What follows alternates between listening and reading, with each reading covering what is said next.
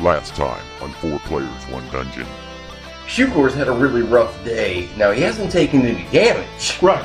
Because he won. But the mental anguish is good. But the mental anguish of seeing all my partners all take a bunch of damage has really gotten to me. A brother needs a Xanax. Now, there's nothing that I can tell that these stones do except move really easy. But I wonder what's with these little buttons on the wall. One is to open up a secret door. One is to set off a trap in this room. I run directly into a stone and fall my ass. Both your pets are poisoned. There can only be one logical solution. Well, I guess that means we just push one and hope for the best. Well, here's the way it went down. The south one just happens to be what Tails landed on with my lucky coin, too. I love how there's no other option. You have to push one of them. Yeah. No, we could leave. No. That has never been an option since I brought it up. For over 40 years, countless adventurers have been trapped in gamers' basements, conventions, and game shops. And now we can post that shit online and beam it directly to you. Follow Adar, Talia, Hugor, and Brady as they journey through the Princes of the Apocalypse, a 5th edition D&D campaign. Welcome to 4 Players, 1 Dungeon, an d-amp-dpodcast.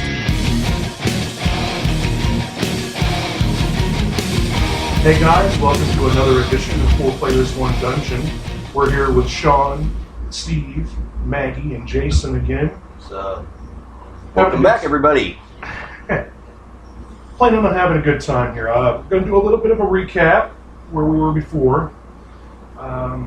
After the situation that went down, I'm going to back up. So the sinkhole happens. You guys go down into, after the sinkhole, you go into the Moving Stones dungeon. The entrance is at the sinkhole.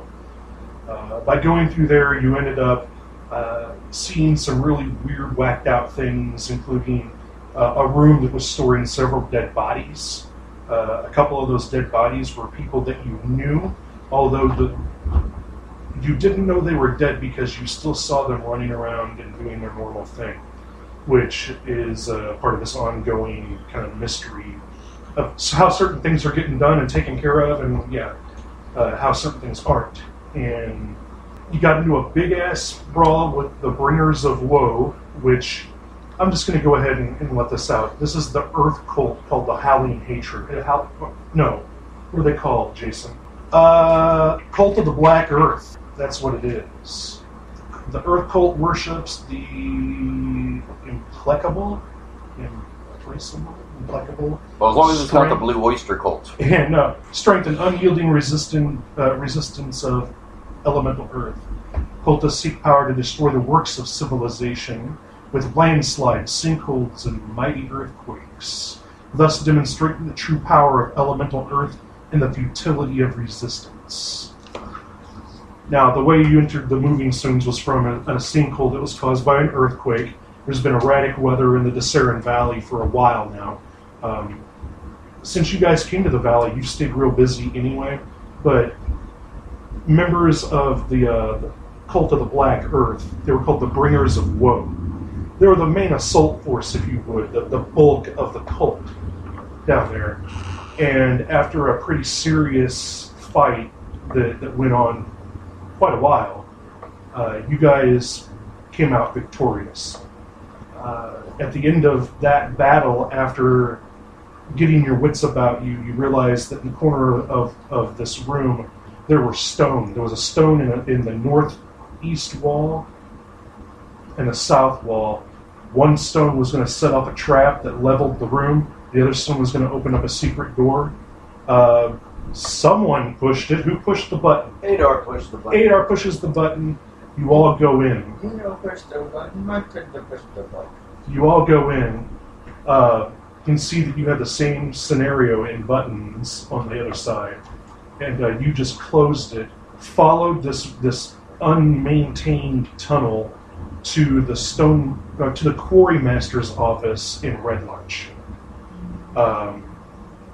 at the end of the trail, before you guys actually went into the cellar of the quarrymaster's office, Hugor decided that he was going to go back and hit that other button and set off that trap, which Talia attempted to stop, but did not have success. I used my mage hand to get around her grapple. Hugor used the mage hand, used one of his arcane trickster abilities to set it off anyway, which collapsed the moving stones area. And I believe that the reasoning for you to try to stop it was structurally you thought it was going to bring down more of the town. Yes. Yeah. And you didn't seem to have a problem with that, right? It wasn't that. I didn't think it was going to bring down part of the town, and I thought this would seal off an entrance that would lead these guys closer to town. Ah, understood. Okay. That's definitely not conveyed in character, so there's a little bit of animosity. To speed things up, you guys searched out the quarrymaster's office and didn't really come up with anything, I don't think. You decided to go back and find where Talia went back and got her gear. You guys met up Constable Hubrick outside by the sinkhole. I tried to locate Susa Uzun and Kaylessa. Right. He says that the delegation had gone up to the third floor east conference room because you guys were looking for the delegation. Yes. Or not the delegation, the council. You go up there, this is too fucking long. I'm taking too long to do all this. Well, council members were gone. Council members are gone. Didn't know where they were. Kaylessa, Suzanne and Annette, who is actually dead, and Billy, who was up in Brigid's room with Greeno. Stole his pack and turned into Greeno. Mm-hmm. Shit all over Brigid's room. Nah, you know what? He didn't actually shit all over the bed. He never made it to the bed. His legs are too badly mangled. So what happened there was he was on the floor trying to go for some ale or something. He did shit himself, but on the floor by the bed. No. Yeah, Brigid had an issue with that and had a discussion about it out of the game. So Brigid didn't have an issue with it. Maggie had an issue with it and brought it up to the DM, who's her husband. And now he didn't poop on her bed. Because there's no way he could have gotten on the bed with the state of his life. I disagree. So did I. Don't do this to me right now. It's too late. I'm trying to get through some shit. Point is, he never made it to the bed. He pooped on the floor, and that's where he stayed. Done. Rub his nose in it. Yeah, well, you guys, all as a group, gather your gear up, and you go downstairs, because Kaylessa's gone. The other two people who you found bodies of... Susa Uzun and Billy. Yeah, right. I guess the consensus was they were doppelgangers or shape changers or something of that nature. And you guys wanted to get to the bottom of it. Well, you couldn't find them. You go to the stables and you talk to the stable master. Within the group, you guys are friendly with him. He's always been cool with you.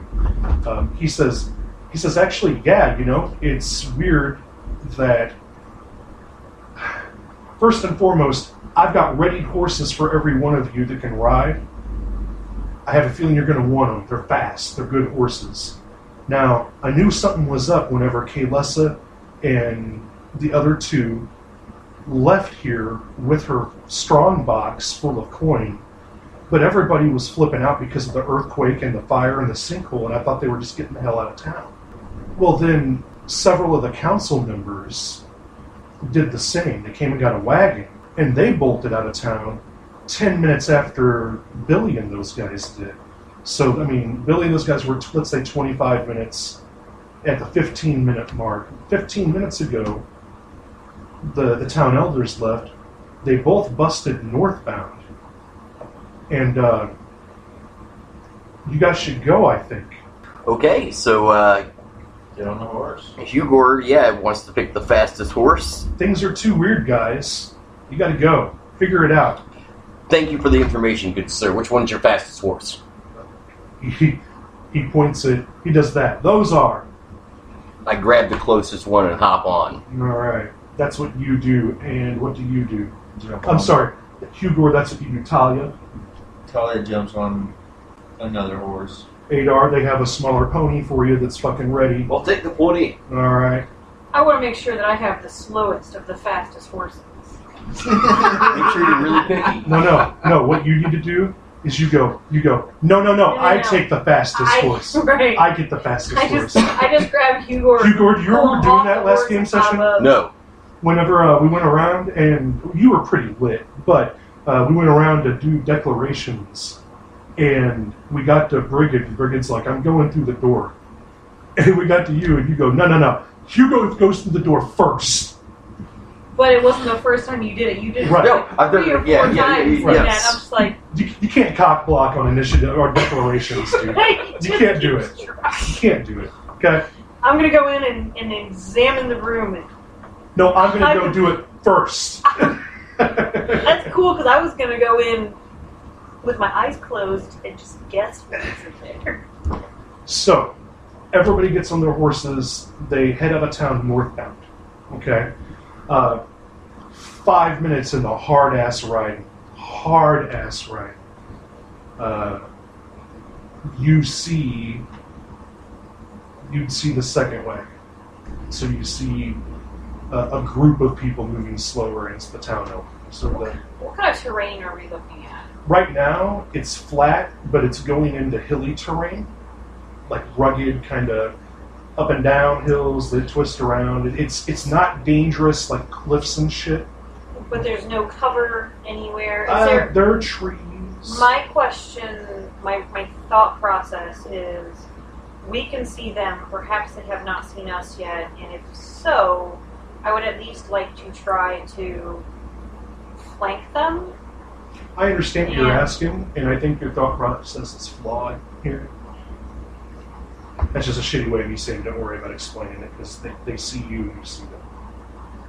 But you guys are a couple miles behind us. Right?